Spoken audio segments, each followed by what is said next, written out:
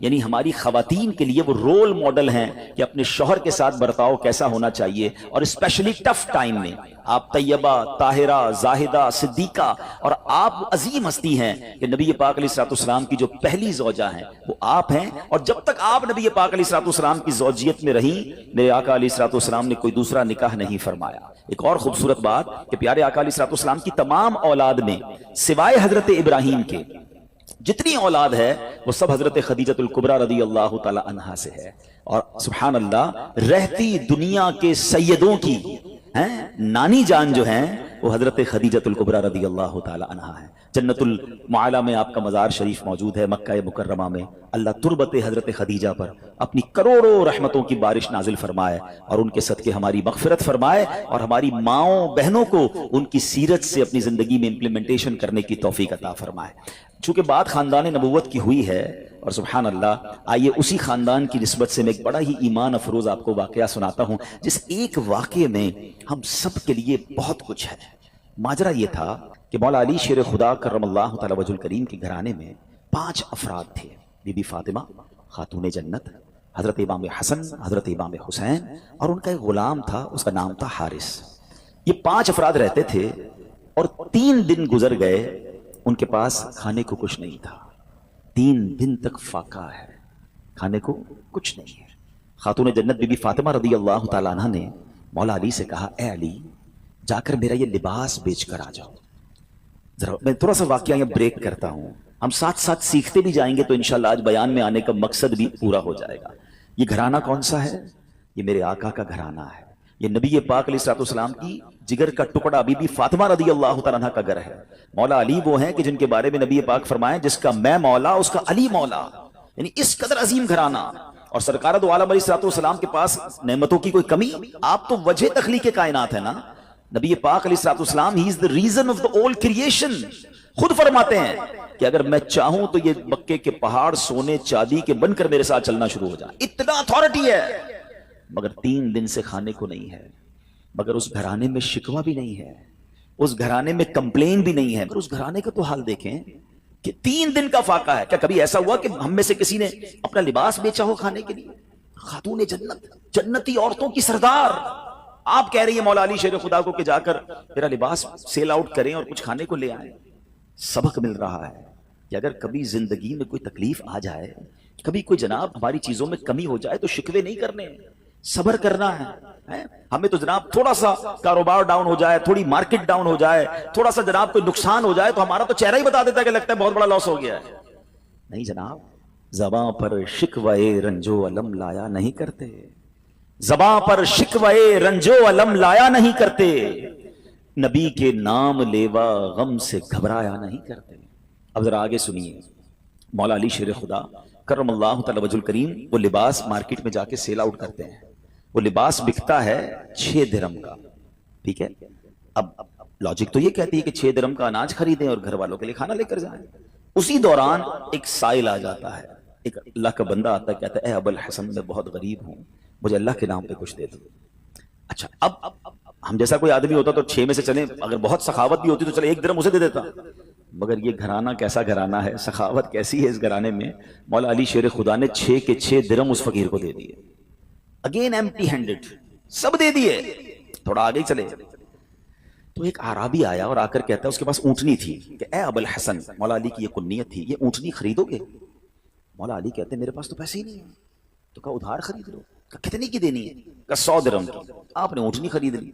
تھوڑا اور آگے گیا تو ایک اور عربی آیا، ایک اور عربی شخص کہتا ہے اے علی یہ اونٹنی بیچنی ہے؟ کہا بیچنی ہے۔ کہا کتنے کی خریدی ہے؟ کیسا کوشچن ہے؟ بزنس کمیونٹی کے لوگ بیٹھے ہیں نا، ہم سے کوئی پوچھ لے آپ کی کاسٹ کیا ہے، اس کے بعد تو جناب وہ کلابیں لگتی ہیں، بھائی اللہ کی قسم میری تو کاسٹ ہی اتنے کی ہے۔ اچھا ہمیں سمجھ نہیں آتی، بندہ پہلے کاسٹ 1000 روپے بتاتا ہے، تھوڑی نیگوشیشن کرو تو 950 پہ آ جاتا ہے، یار ابھی تو آپ قسمیں کھا رہے تھے میری 1000 کی کاسٹ ہے۔ ہمارا یہ حال ہے، مولا علی شیر خدا گھر میں کھانے کو کچھ نہیں ہے، آپ فرماتے ہیں 100 درہم کی خریدی ہے۔ سچ کو آنچ نہیں ہے۔ وہ بندہ کہتا ہے 160 کی دینی ہے؟ آپ نے کہا بالکل دینی ہے۔ 160 میں آپ نے سیل کر دی۔ تھوڑا آگے گئے تو پہلے والا جو عربی تھا وہ آیا، کہا اے علی وہ اونٹنی کہاں گئی؟ کہا میں نے بیچ دی۔ کہا میرے پیسے دے دو۔ آپ نے 100 درہم دے دیے۔ خوشی خوشی گھر آئے اور بی بی فاطمہ کے ہاتھ میں 60 درہم رکھ دیے۔ خاتون جنت کہتی ہیں اے علی میرا جوڑا اتنا قیمتی تو نہیں تھا کہ 60 درہم کا بک جاتا؟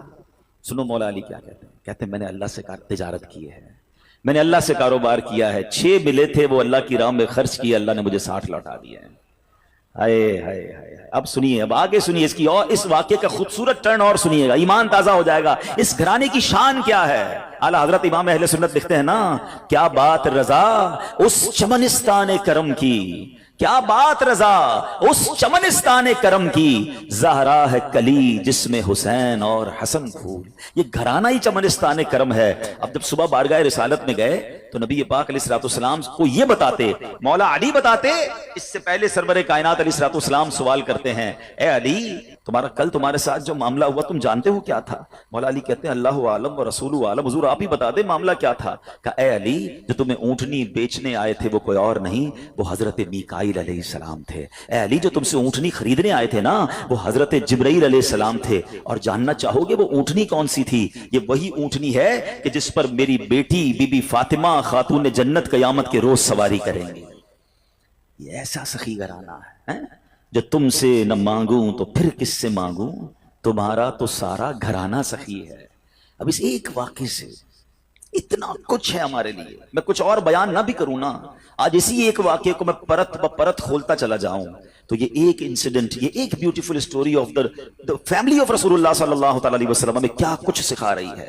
قناعت کس کو کہتے ہیں، صبر کس کو کہتے ہیں، اللہ کی رضا پر راضی رہنا کس کو کہتے ہیں، اور پھر سخاوت کس کو کہتے ہیں، اللہ پر بھروسہ کس کو کہتے ہیں۔ ہم تو بہت عجیب و غریب لوگ ہو گئے ہیں، ہمیں تو اسباب پر بھروسہ ہے، ہماری تو کیلکولیٹر سے کیلکولیشن چلتی ہے کہ نہیں جناب اتنے سال محنت کروں گا تو یہ ملے گا، اپنے پلانز ہی ختم نہیں ہوتے، تھوڑا سا جناب ہمارا پلان ڈسٹرب ہو جائے تو لوگ مایوسی والی باتیں، ڈپریشن میں چلے جاتے ہیں، لوگ معاذ اللہ سوسائڈ کی باتیں کرنے لگ جاتے ہیں۔ کدھر گیا رب پر بھروسہ؟ نہ کریں ایسا۔ بعض اوقات آزمایا جاتا ہے، بعض اوقات اس میں بہت ساری حکمتیں ہوتی ہیں۔ ایک اور حدیث پاک کا واقعہ سناؤں گا پھر اپنے ٹاپک کی طرف دوبارہ آتے ہیں، کمال کا واقعہ، اور یہ واقعہ نبی پاک علیہ الصلوۃ والسلام نے صحابہ کو سنایا۔ حضرت ابو ہریرہ رضی اللہ تعالیٰ عنہ اس حدیث کے راوی ہیں۔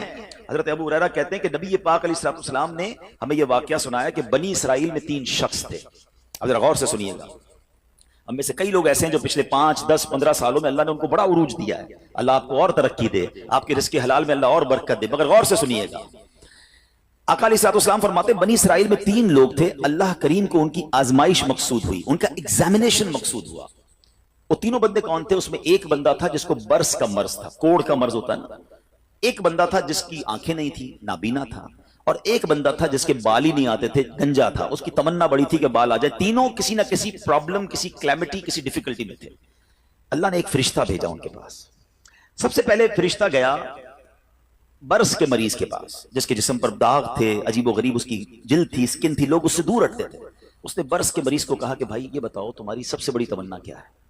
وہ کہتا ہے میری سب سے بڑی تمنا یہ میری بیماری دور ہو جائے، لوگ مجھ سے دور ہو جاتے ہیں، میری باڈی پر عجیب عجیب قسم کے داغ ہیں۔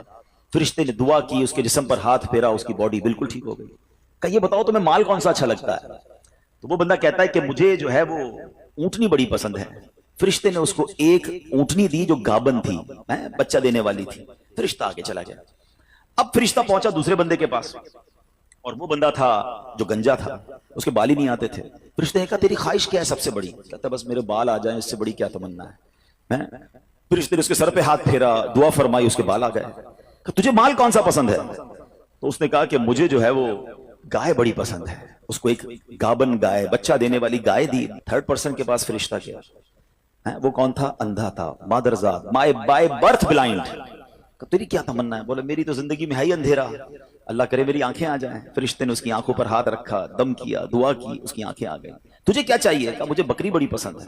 اس کو بکری دی جو بچہ دینے والی تھی، اور اس کے بعد وہ فرشتے نے برکت کی دعا دی، چلا گیا۔ اب اللہ کی شان دیکھیں، اللہ نے ان تینوں کے مال میں خوب برکت دی، ہزاروں بکریاں ہو گئیں، ہزاروں اونٹ ہو گئے، ہزاروں گائیں ہو گئیں، یعنی اس زمانے کے وہ ملینر بلینر بن گئے۔ آفٹر سم ٹائم فرشتہ جاتا ہے اب وہ پہلے بندے کے پاس، برس کے مریض کے پاس، اور فرشتہ بھی اسی اپیرنس میں جاتا ہے، فرشتہ خود بھی برس کا مریض بن کے جاتا ہے، اور جا کر کہتا ہے بھائی مجھے کوڑ کا مرض ہے، غریب مسافر ہوں، اللہ نے تجھے بڑا مال دیا ہے، ایسا کر کہ جو اتنی سارے تیرے پاس سینکڑوں ہزاروں اونٹ ہیں، مجھ غریب کو ایک اونٹنی دے دے۔ وہ بندہ کہتا ہے کہ یہ تو میں نے خود کمایا ہے، یہ تو سب میری ایفرٹ ہے, میرے تو باپ دادا کی میراث ہے. کہ یہ تجھے اللہ نے نہیں دیا, تو کچھ عرصہ پہلے غریب تھا. کہتے نہیں کس نے کہا تجھے, میں تو پہلے سے ہی مالدار تھا, میرے تو فیملی کا یہ سارا مال ہے, یہ میں نے اپنی محنت سے کیا ہے. فرشتے نے کہا ٹھیک ہے, اگر تو سچا ہے تو ٹھیک ہے, اور اگر تو جھوٹا ہے تو اللہ تجھے پہلے جیسا ہی کر دے. فرشتہ دوسرے کے پاس گیا. اب کس کے پاس گیا؟ گنجے کے پاس. کہا بھائی میں بڑا غریب انسان ہوں, مسافر ہوں, تجھے اللہ نے بڑا مال دیا, اتنی گائے ہیں, ایک گائے مجھے دے دے, تو بھی تو غریب تھا کچھ عرصہ پہلے. کہتا کس نے کہا تمہیں میں غریب تھا, میں تو شروع سے مالدار ہوں, میرے باپ دادا کی جائیدادیں تھی, یہ تو میرا اپنا کمایا ہوا مال ہے, میں نے کیا ہے سب کچھ, میرے پاس کچھ نہیں ہے تجھے دینے کے لیے. ٹھیک ہے اگر تو صحیح کہتا ہے تو ٹھیک ہے, اگر جھوٹ بولتا ہے تو اللہ تجھے پہلے جیسا کر دے. اب فرشتہ تیسرے بندے کے پاس گیا جو اندھا تھا, پہلے آنکھ والا ہو گیا تھا. فرشتہ آنکھ بغیر کا بن کے اس کے پاس گیا کہ بھائی میری آنکھیں نہیں ہیں اور میں غریب بھی ہوں, تجھے اللہ نے اتنی بکریاں دی ہیں, کچھ مجھے بھی دے دے. پتہ ہے اندھا کیا کہتا ہے؟ سابقہ اندھا, سچی بات ہے, آنکھ والا تھا وہ. کہتا بھائی ٹھیک کہتے ہو, میں تو پہلے اندھا تھا, میرے پاس تو کچھ بھی نہیں تھا, یہ سب میرے رب نے دیا ہے مجھے. تو بھی اسی پرابلم میں جس پرابلم میں میں پہلے تھا. اے میرے بھائی تجھے جو لینا ہے لے لے, مجھے رب نے کہاں سے کہاں پہنچا دیا, میرے پاس تو تھا ہی کچھ نہیں, تو بھی میری طرح غمزدہ ہے. اے بھائی یہ بکریاں تیری, جتنی چاہیں لے جا. فرشتہ کہتا ہے مجھے کچھ نہیں چاہیے, اللہ تیرے مال میں برکت ڈال دے, یہ تیری آزمائش تھی جس میں تو کامیاب ہو گئی. یہ حدیث پاک میں نبی پاک علیہ السلام نے واقعہ صحابہ کو سنایا. آج سچ بتائیں ہماری کیفیت کیا ہے؟ ہم جب کچھ بن جاتے ہیں تو ہماری زبانوں پر یہ آتا ہے کہ یہ میں نے کیا ہے, یہ میرا کمال ہے, یہ میرے بیسٹ ڈیسیشن تھے, یہ میرا وقت پہ فیصلہ تھا, میں نے پراپرٹی اٹھا لی تھی تو جناب اتنے آگے پہنچ گیا. نہیں پیارے پیارے اسلامی بھائیوں, یہ نہ کرنا. ہمیشہ زندگی میں ایک ذہن بنائی رکھنا کہ جو کچھ دیا ہے وہ میرے رب نے دیا ہے, میری کوئی اوقات نہیں ہے. ارے مجھ سے زیادہ عقل مند لوگ موجود ہیں, مجھ سے زیادہ پڑھے لکھے سمجھدار لوگ موجود ہیں. اگر رب نے مجھے نوازا ہے تو یہ صرف اس کی مہربانی ہے. اور جب بندہ اترانے لگ جاتا ہے, جب اپنی شہرت, اپنے مال, اپنی عزت پر یہ گھمنڈ اختیار کرتا ہے, تو ایک بات یاد رکھیے گا, وَتُعِزُّ مَن تَشَاءُ وَتُذِلُّ مَن تَشَاءُ بِيَدِكَ الْخَيْرُ. اللہ جسے چاہے عزت دیتا ہے, جسے چاہے ذلیل فرما دیتا ہے. ہم نے کروڑوں جس کے فالوورز ہیں ان کو دیکھا منٹوں میں ذلیل ہوتے ہوئے. زکات دینے والے دنوں کے اندر زکات لینے والے بنتے دیکھے. اے میرے پیارے اسلامی بھائیوں, دنیا میں عروج والے جیلوں میں گرفتار ہوتے بھی آپ نے دیکھے. وقت نہیں لگتا بدلنے میں. عاجزی, انکساری اور اللہ پر بھروسہ رکھنا. ہم نے جو خاندان نبوت کا واقعہ سنا نا, اس میں سب سے بڑا میسج پتہ ہے کیا ہے؟ کہ آزمائشیں آتی ہیں, ہم نے اس آزمائش پر صبر کرنا ہے. ہم بے صبری کر جاتے ہیں. قرآن مجید فرقان حمید میں رب عز و جل نے واضح اعلان فرما دیا, یعنی کمال دیکھیں, ہمیں پہلے سے بتا دیا تمہارا ایگزامینیشن آنے والا ہے. کیا فرمایا؟ وَلَنَبْلُوَنَّكُمْ بِشَيْءٍ مِّنَ الْخَوْفِ وَالْجُوعِ وَنَقْصٍ مِّنَ الْأَمْوَالِ وَالْأَنفُسِ وَالثَّمَرَاتِ. یعنی اللہ نے فرمایا ان قریب تمہیں آزمائیں گے, بی ریڈی, بی کیئرفل, آپ کا ایگزام ہونے والا ہے. اچھا یہ بھی نہیں فرمایا کہ کسی بھی چیز سے ایگزام ہو جائے گا, ہمیں ایگزامینیشن کے کوسچن بھی بتا دیے کہ کیا کیا ٹیسٹ آ سکتا ہے. ہم کہتے ہیں ذرا گیس پیپر تو بتائیں, کوسچنز کیا ہوں گے. قرآن نے بتا دیا ہے کہ کیا کیا ٹینشن آ سکتی ہے. کیا فرمایا؟ بِشَيْءٍ مِّنَ الْخَوْفِ, کبھی خوف آئے گا, ڈر لگے گا, دشمن سامنے آ جائیں گے, ہیں بچوں کے لیے خوف ہو جائے گا, ماحول آپ کے آس پاس کا ڈینجرس ہو سکتا ہے. وَالْجُوعِ, کبھی بھوک سے پریشان ہو جاؤ گے, مال کم ہو جائے گا, غربت آ سکتی ہے. پھر فرمایا بِشَيْءٍ مِّنَ الْخَوْفِ وَالْجُوعِ وَنَقْصٍ مِّنَ الْأَمْوَالِ, تمہارے مال خراب ہو جائیں گے. کبھی آپ شپمنٹ منگوائیں گے, کبھی آپ نے سٹاک خریدا ہوگا, کبھی دکان لگائی ہوگی, اچانک مال میں کوئی فالٹ نکل آئے گا, آپ کا کاروبار ڈاؤن ہونے لگ جائے گا. یہ بھی ہو سکتا ہے. وَالْأَنفُسِ وَالثَّمَرَاتِ, تمہارے جسموں میں پرابلم آ سکتی ہے, ہم بیمار ہو سکتے ہیں, ہماری باڈی میں پرابلم. بندہ کہتا ہے چلتے چلتے بیمار ہو گیا, every thing is going good, یہ اچانک کون سا وائرس نکل آیا. یہ ٹینشن, یہ امتحان ہونا ہے. وَالثَّمَرَاتِ, یا تمہارے پھل, تمہارے مال, تمہارے باغات, یہ بھی خراب ہو سکتے ہیں. مگر آگے قرآن کیا کہتا ہے؟ یہ ایگزامینیشن سے جو پاس ہو جائے گا نا, فرمایا وَبَشِّرِ الصَّابِرِينَ, خوشخبری ہے صبر والوں کے لیے. It means good news waiting for you. یہ ٹائم نکالنا ہے, اگر صبر سے نکال گئے تو آگے کیا ہے؟ خوشخبری موجود ہے. الذین اذا اصابتهم مصیبہ قالوا انا للہ وانا الیہ راجعون, کہ جب ان پر کوئی مصیبت آتی ہے تو وہ کیا کہتے ہیں؟ واویلا نہیں کرتے, کہتے اللہ ہی کا مال ہے, اللہ ہی کی طرف لوٹ جانا ہے. کاش یہ بات سمجھ آ جائے. جب بھی آپ کو فیل ہونا کہ یار چلتے چلتے معاملات ڈسٹرب ہو رہے ہیں, تو بی پریپیئر کہ مجھ پر ٹیسٹ شروع ہو گیا اور میں نے فیل نہیں ہونا ہے, میں نے صبر کے ساتھ یہ مشکل وقت گزارنا ہے, اللہ پر بھروسہ رکھنا ہے, اللہ پر یقین رکھنا ہے. اب ہمارا پرابلم یہ ہے کہ جب کسی کو کہو بھائی صبر کرو, تو ساری دنیا کو بتا کر کہتے ہیں جناب صبر ہی تو کر رہے ہیں. یہ صبر نہیں ہے. آج کل ایک جملہ بڑا مشہور ہے, لوگ کہتے ہیں اللہ آپ کو صبر جمیل عطا فرمائے, صبر جمیل پر اجر عظیم عطا فرمائے. ان کو روک کے پوچھو بھائی صبر جمیل کس کو کہتے ہیں؟ وہ کہیں گے شاید کسی جمیل بھائی کا صبر ہوگا. یہ کسی جمیل بھائی کا صبر نہیں ہے. What is the definition of صبر جمیل؟ یہ ریکوائرڈ ہے. اور وہ کیا ہے کہ دو بندے بیٹھے ہیں, ایک پرابلم میں ہے ایک پرابلم میں نہیں ہے, لیکن ان دونوں کو دیکھ کر آپ فیصلہ نہ کر سکیں کہ کون پرابلم, پتہ ہی نہ چلے, میرا چہرہ بھی نہ بتائے میں کسی تکلیف میں ہوں. ہاں یہ ہے صبر. ہمارا تو چہرہ ہی بتا دیتا بھی خیر تو ہے, کوئی بہت بڑا لگتا ہے پرابلم ہے, ہاں بس یار بڑی مشکل میں ہوں. اچھا جس کو بتایا کیا وہ حل کر دے گا؟ دنیا بھر کو بتانا ہے یار سر میں بڑا درد ہے, پیٹ میں بہت درد ہے, کاروبار بڑا ڈاؤن ہے, فیملی میں بڑے پرابلمز ہیں. نہ وہ ڈاکٹر ہے کہ علاج کر دے, نہ وہ کچھ ہمارا مسئلہ حل کر سکتا ہے. مگر جو صبر کا ثواب تھا نا وہ میں نے ضائع کر دیا. صبر کا ثواب پتہ ہے کتنا ہے؟ سنیے گا. بلکہ میں ایک بڑی عجیب بات کرنے جا رہا ہوں, آپ کو حدیث پاک سناتا ہوں. بعض اوقات لوگ, ہم جیسے گناہگار آدمی کو یہ خیال تو نہیں آنا چاہیے, لیکن شیطان ہے نا کبھی خیال ڈال دیتا ہے یار میں نماز بھی پڑھتا ہوں, روزے بھی رکھتا ہوں, صدقہ خیرات بھی کرتا ہوں, مشکلیں حل نہیں ہو رہی. سنو اب 2-3 حدیثیں آپ کے سارے پرابلم سولو کر دیں گی. حدیث پاک کا مضمون ہے, اللہ کے حبیب علیہ الصلوۃ والسلام فرماتے ہیں کہ اللہ جب کسی بندے سے محبت کا ارادہ فرماتا ہے اس پر آزمائشوں کی بارش بھیج دیتا ہے نا. عجیب بات ہے, اللہ مجھ سے پیار بھی کرے اور مجھ پر آزمائشیں بھی بھیجے. حدیث کا اگلا حصہ اس کو پراپر ایلوبریٹ کرتا ہے, ڈسکرائب کرتا ہے کہ مشیت الہی یہ ہوتی ہے. حدیث کا خلاصہ ہے کہ اللہ کی رضا یہ ہوتی ہے کہ اللہ بندے نے جو دنیا میں گناہ کیے ہیں نا, خطائیں ہو گئی ہیں میرے بندے سے, اس پر کچھ آزمائشیں بھیجوں, یہ صبر کرے تو پھر میری بارگاہ میں آئے تو اس کے سارے گناہ معاف ہو گئے ہوں, میں سے جنت میں داخل کر دوں. یعنی یہ آزمائشیں تو مجھے میرے گناہ معاف کروانے آ رہی تھی, میرے اللہ کی بارگاہ میں مجھے اللہ سے قریب کرنے آ رہی تھی, اور میں نے واویلا کر کے, میں نے شکوے کر کے وہ سارا ثواب ضائع کر دیا. ایک اور حدیث پاک سنیے. اللہ رب العالمین کی بارگاہ میں بندے کا کوئی مرتبہ لکھا ہوتا ہے, ٹھیک ہے, اور بندہ عبادت کے ذریعے روزے رکھ کر, نمازیں پڑھ کے, تلاوت کر کے وہ وہاں نہیں پہنچ پا رہا ہوتا. اللہ چاہتا ہے کہ یہ بندہ اس رینک تک پہنچ جائے. اللہ اس پر آزمائش بھیجتا ہے تاکہ میرا بندہ صبر کر لے تو اس کو وہ مرتبہ عطا ہو جائے. ہائے ہائے, یعنی آزمائش مجھ پر میرے رینک بلند کرنے, میرے درجے بلند کرنے آئی, اور ہائے میری بے صبری کہ میں نے وہ سب ثواب ضائع کر دیا. نہ کریں میرے پیارے اسلامی بھائی, مشکلیں آتی ہیں. اچھا پھر پتہ ہے پرابلم کیا ہے؟ ہمارا ایک اور بڑا ایشو ہے, ہم کسی کو مسکراتا دیکھتے ہیں, کسی کو اچھے کپڑے دیکھ لیتے ہیں, کسی کی بڑی گاڑیاں دیکھ لیتے ہیں, کسی کا بڑا گھر دیکھ لیتے ہیں, ہمیں لگتا ہے یار یہ کتنا مزے میں, یار میں یہ اکیلا پریشان ہوں. یہ آپ کی بھول ہے. ایک بات یاد رکھیے گا, زندگی کی گاڑی مسائل کے پہیوں پر ہی چلتی ہے. امیر کے مسئلے اور ہیں, غریب کے مسئلے اور ہیں. شہرت جس کو ملی ہے نا اس کے پرابلمز اور ہیں, جو غیر معروف ہے اس کے پرابلم اور ہے. زمانے میں ہر کسی کو کچھ نہ کچھ ایشو ضرور ہے. یہ نہ سمجھے کہ یار یہ اتنا مسکرا رہا ہے, کیا پتہ اس مسکراہٹ کے پیچھے کتنے دکھ چھپائے بیٹھا ہے. آپ یقین کریں, بلیو کریں, ایسا نہیں ہے کہ سب لوگ 100% خوشحال ہیں. پرابلم سب کے ساتھ ہوتے ہیں.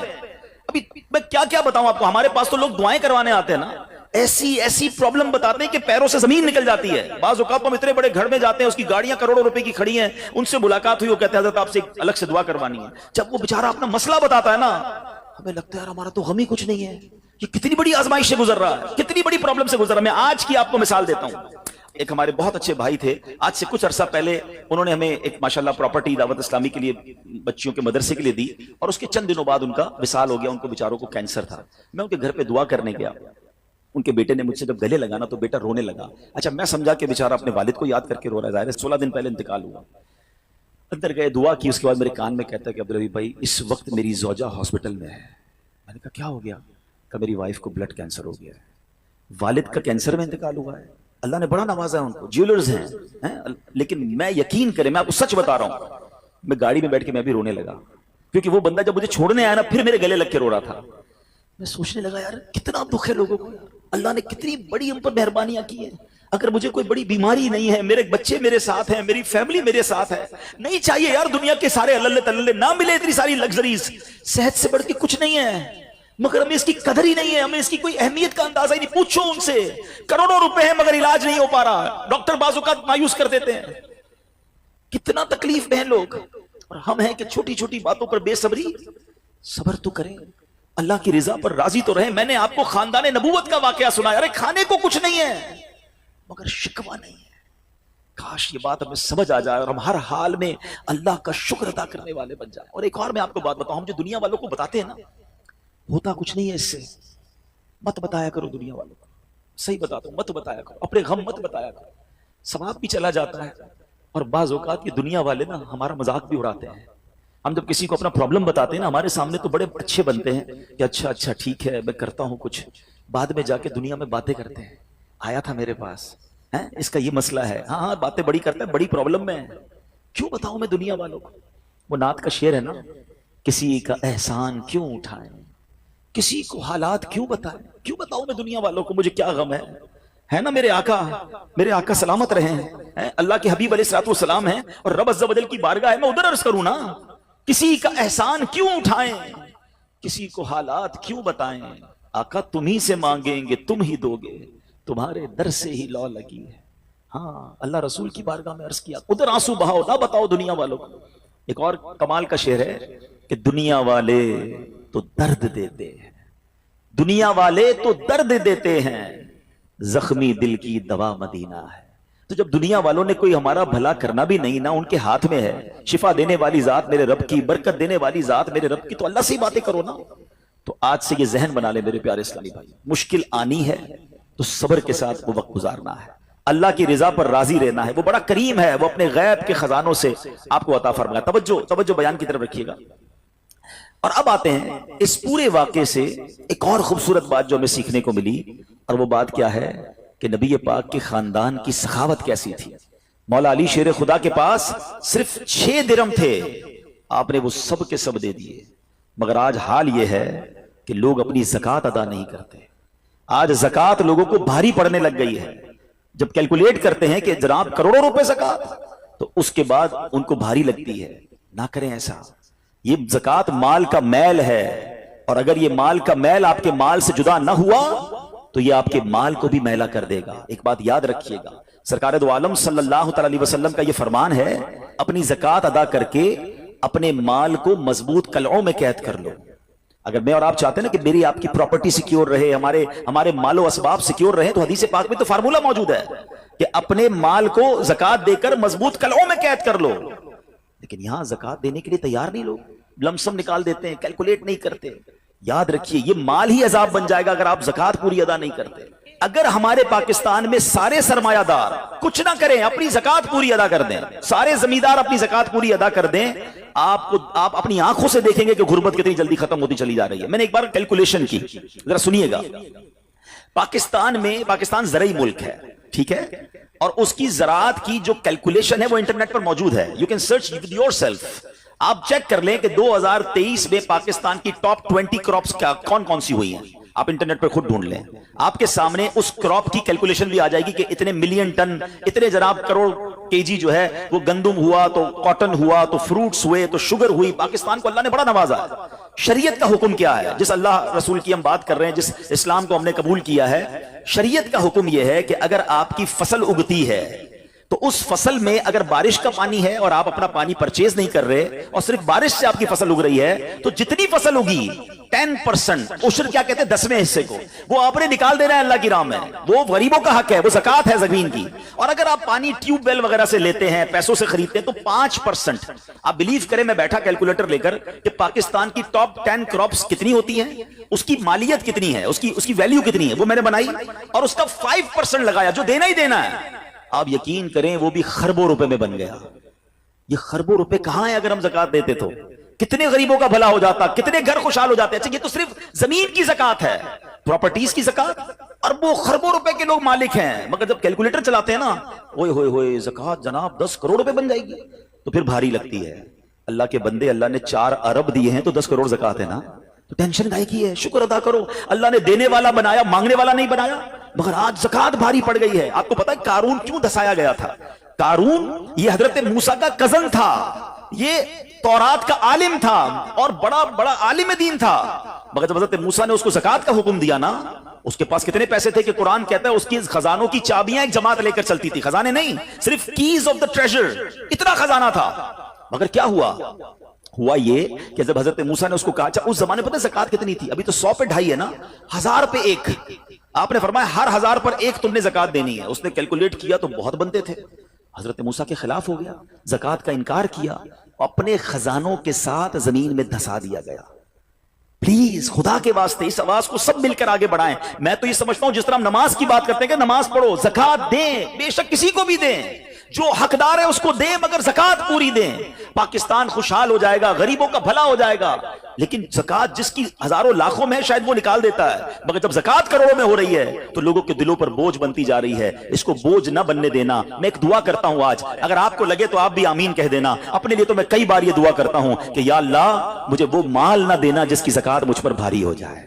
کہو آمین. یا اللہ وہ مال دینا کہ میں خوش دلی سے تیری راہ میں زکات دوں. اچھا یہ بھی بڑا ایشو ہے, پیسے نکلتے ہیں تو بھاری بڑے پڑتے ہیں. اللہ فرماتا ہے تم اس وقت تک بھلائی کو نہیں پہنچ سکتے جب تک اپنی پیاری چیز راہ خدا میں خرچ نہ کرو. آپ بہترین خرچ کرو نا, اللہ آپ کو اس سے زیادہ عطا فرمائے گا. اچھا جب بھی کیلکولیٹر, دیکھیں کچھ چیزیں کیلکولیٹر سے کیلکولیٹ ہوتی ہیں, مگر اللہ کی راہ میں جو خرچ کرنے والا معاملہ ہے نا وہ رحمت کے کیلکولیٹر سے کیلکولیٹ ہوتا ہے. وہ میرے اور آپ کے کیلکولیٹر سے کیلکولیٹ نہیں ہوگا. آپ حساب کریں گے کہ یار مولانا صاحب کہہ رہے ہیں اللہ کی راہ میں خرچ کرنے سے مال کم نہیں ہوتا, کروڑ روپے ہیں 2.5 لاکھ زکات دوں گا تو 97.5 بچ گئے, یہ تو کم ہو گئے. آپ اس کو کہیں نوٹ کر لیجئے, اگلے سال آپ کروڑ روپے کی زکات نہیں دے رہے ہوں گے, آپ اس سے زیادہ کی زکات دے رہے ہوں گے. یہ کیسے؟ جو بھی زکات دیتا ہے آپ اس کو پوچھ لیجئے, ہر سال اس کی زکات بڑھتی ہے. کیوں بڑھتی ہے بھائی؟ زکات تو کم ہو, پیسے کم ہونے چاہیے تھے. نہیں جناب, یہ میرے نبی علیہ الصلوۃ والسلام کا وعدہ ہے. ویسے تو میرے آقا جو فرمائے حق ہے, مگر اس حدیث میں اللہ کے رسول علیہ الصلوۃ والسلام نے قسم اٹھائی. آپ فرماتے ہیں میں قسم کھا کر کہتا ہوں اللہ کی راہ میں خرچ کرنے سے مال کم نہیں ہوتا. تو پھر تو لاک کر دو نا, پھر تو سمجھ جاؤ کہ جب نبی پاک قسم اٹھا کر فرما رہے ہیں. اچھا پھر آپ سب کو دیکھ لیں, جو بانٹ رہا ہے نا ہم ہر سال اس کا بڑھتے ہوئے دیکھ رہے ہیں, کم نہیں ہوتا. یہ بے وقوفی ہے جو یہ سوچتا ہے کہ یار دے دوں گا تو کم ہو جائے گا. نہیں. اور پھر میں آخری بات کر دوں اپنے بیان میں, جو ایک اور ایشو جو بہت بڑا ہم دیکھتے ہیں, ایک تو زکات پوری دینی ہے اور انجوائے کر کے دینی ہے, خوش دلی سے دینی ہے, مزے لے کر دینی. یہ نہیں کہ دل پر بوجھ, یار کیا کروں 1 سال ہو گیا اب تو زکات دینی پڑے گی. نہیں, یہ نہیں. دو اور انجوائے کرو, اللہ کی راہ میں خوش دلی سے دو. ایک واقعہ سن لیں, بات اور کلیریفائی ہو جائے گی. حضرت ابو جعفر اپنے زمانے کے بڑے ابدال ہیں. ان کے گھر میں ایک فقیر آیا تو انہوں نے اپنی زوجہ کو کہا کہ اپنے پاس کیا ہے دینے کے لیے؟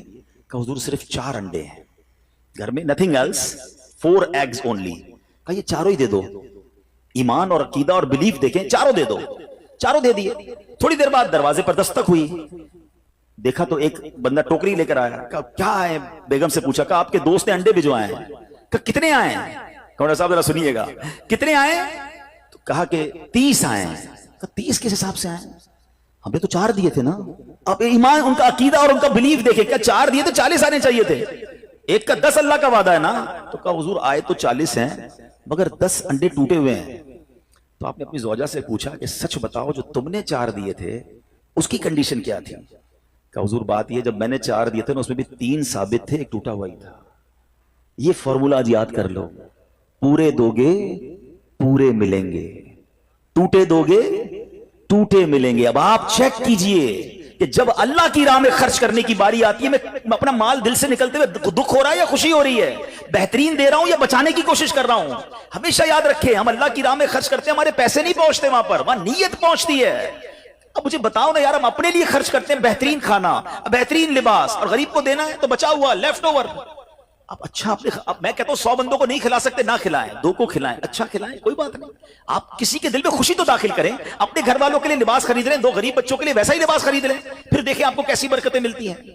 تو ہمیں اس بار یہ ایک انداز اختیار کرنا ہے کہ ہم نے اللہ کی راہ میں بہترین خرچ کرنا ہے. اس کو ہمیں غلطی کیا کرتے ہیں, فطرے کی. جو فطرے کی جو بات ہے اس میں آپ کو ایک بات بتاتا ہوں. فطرہ حدیث پاک میں 4 قسم کا بیان ہوا ہے, گندم کا, جو کا, کشمش کا اور کھجور کا. ٹھیک ہے, لیکن ہم بچپن سے سن رہے ہیں, جب بھی فطرے کی باری آتی ہے ہم پہلے 50 روپے تھا وہ دے دیا, 100 دے دیا, 200 دے دیا, 300 دے دیا. ہمیں یہ پوری حدیث یا تو ہم نے پڑھی نہیں تھی یا ہمارے ذہن میں نہیں تھی, مگر حدیث پاک میں 4 قسم کا فطرہ بیان ہوا ہے. غریب آدمی گندم کا فطرہ دے دے کوئی بات نہیں, مگر جو روزانہ بہترین افطاری کر رہا ہے, بہترین کھانے کھا رہا ہے, سچ بتاؤ اس کو کون سا فطرہ دینا چاہیے؟ میری افطاری روز اجوا کھجور سے ہے اور عید والے دن میں گندم کا فطرہ دے آتا ہوں. ہمیشہ یاد رکھے, اچھا خرچ کرے نا. اس بار فطرہ جس کو اللہ نے جیسا نوازا ہے, غریب آدمی کے لیے بات نہیں کر رہا, جس کو نوازا ہے رب نے. کہ ہم کبھی ایسا کرتے ہیں کہ عید کی شاپنگ کے لیے جائیں, دکاندار سے کہیں کہ یار جو کپڑا سب سے سستا ہے وہ نکال دو, سب سے سستے جوتے نکال دو, میں نے عید پڑھنی ہے. بہترین چاہیے, اپنے لیے بہترین لینا ہے, اللہ کی راہ میں لوئسٹ والا فطرہ دینا ہے. خود غور کریں. خرچ کیجئے گا، دل سے کریں، اللہ اور نوازے گا۔ اور یہ تو وقت ہے لوگوں کو بانٹنے کا، یہ وقت ہے مسلمان بھائیوں کا ہاتھ پکڑنے کا، غریبوں کی مدد کرنے کا، کسی کی افطاری اچھی کر دیں، کسی کی سحری اچھی کر دیں، کسی کو لباس دے کر اس کی عید اچھی کر دیں، نہ جانے کس کی دعا کے صدقے آپ کا بیڑا پار ہو جائے گا۔ تو اے میرے پیارے اسلامی بھائیوں، جو میں نے مولا علی شیر خدا کرم اللہ تعالی وجہ الکریم اور ان کے خاندان کا واقعہ سنایا، اس میں میسج یہ تھا کہ سخاوت اس کو کہتے ہیں، یہ ہے اللہ کی راہ میں خرچ کرنا جو کیسے بلاؤں کو اور بیماریوں کو دور کرتا ہے۔ مگر آج حال یہ ہے، یقین جانے دکھ ہوتا ہے جب ہم ملتے ہیں لوگوں سے، ان کی ویلتھ پتہ ہوتی ہے مگر زکوٰۃ پوری دینے کے لیے کوئی تیار نہیں ہے۔ خدا رسول کے واسطے آپ بھی اور یہ پیغام کو عام کریں۔ میں نہیں کہتا آپ دعوت اسلامی کو دیں کہ زکوٰۃ تو پوری دو یار، یہ وہ مال ہے جو آپ مارے جاؤ گے، یہ مال آپ کے لیے عذاب کا باعث بن جائے گا۔ اور واللہ میں 2-4 دن پہلے ایک بزنس مین کے پاس گیا، بعض اوقات ہمیں بزنس مین بھی سکھا رہے ہوتے ہیں، کیا کمال کی اس نے مجھے بات کہی۔ وہ کہتا ہے عبدالحبیب بھائی میرا یہ پیغام ذرا بزنس کمیونٹی تک پہنچائیے گا کہ جو زکوٰۃ نہیں دیتے نا اور جو خرچ نہیں کرتے، ان کو پتہ ہی نہیں ہے وہ کتنا بڑا لاس کر رہے ہیں۔ میں جب سے میں نے بانٹنا شروع کیا ہے میرے مال میں ایسے برکت آئی ہے، میں خود حیران ہوں۔ میرے سامنے ڈیل ہوتی تھی وہ مجھے نظر نہیں آتی تھی، میں ادھر اللہ کی راہ میں صدقہ کرتا ہوں، ایسا لگتا ہے آنکھوں سے پردہ اٹھتا ہے، میرا کام ہو جاتا ہے۔ تو ان کو بتائیے آپ اپنا خود نقصان کر رہے ہیں اللہ کی راہ میں خرچ نہ کر کے۔ تو یہ ڈیوٹی ہے، بچپن سے سنا تھا اسلام کے 5 پلر ہیں، توحید، روزہ، نماز، حج اور زکوٰۃ۔ ہم زکوٰۃ کو تو ایسے اگنور کر بیٹھے ہیں کہ جناب دے دی اپنی مرضی سے، کوئی 5 لاکھ دیتا ہے، کوئی 10 لاکھ دیتا ہے، زکوٰۃ کس کو جاری ہے یہ بھی نہیں سوچ رہے کہ میری زکوٰۃ کا یہ مستحق ہے کہ نہیں، میں جس آرگنائزیشن کو دے رہا ہوں اس کے پاس کوئی زکوٰۃ ادا کرنے کا صحیح فارمولا ہے کہ نہیں، کہ میں جس بندے کو دے رہا ہوں وہ زکوٰۃ کا مستحق ہے کہ نہیں، بس سر سے ایک بوجھ اتارنا ہے، لم سم اماؤنٹ دے دینی ہے، یہ نہیں چلے گا۔ خدا را یاد رکھیے زکوٰۃ پوری کیلکولیٹ کرنا بھی آپ کی ذمہ داری ہے اور صحیح مستحق تک پہنچانا بھی آپ کی ذمہ داری ہے۔ اور آپ بلیو کریں جس دن آپ نے یہ کام کر لیا آپ ملٹیپلیکیشن دیکھیں گے، آپ اپنے غم اور اپنی پریشانیاں دور ہوتے ہوئے دیکھیں گے۔ میں رب کریم سے دعا کرتا ہوں اللہ ہمیں دل کھول کر اپنی راہ میں خرچ کرنے کی توفیق عطا فرمائے۔ اور پھر سب سے پہلا حق آپ کی زکوٰۃ کا وہ حق ہے آپ کے اپنے غریب رشتہ داروں کا۔ اپنے غریب رشتہ داروں کو آپ دیجئے زکوٰۃ، کیونکہ جو اپنے رشتہ داروں کو زکوٰۃ دیتا ہے، صدقہ کرتا ہے، اس کو ڈبل ثواب ملتا ہے، ایک صدقہ دینے کا، ایک صلہ رحمی کرنے کا۔ اور پھر آپ کے غریب رشتہ داروں سے بات زکوٰۃ بچ جائے تو پھر میری گزارش ہے کہ دعوت اسلام کتنے بڑے پیمانے پر دنیا میں کام کر رہی ہے، تو اپنی زکوٰۃ کا اپنا حصہ جو ہے اس میں ضرور عطا فرمائیں۔ اللہ کریم ہم سب کا جمع ہونا اپنی بارگاہ میں قبول فرمائے، آمین۔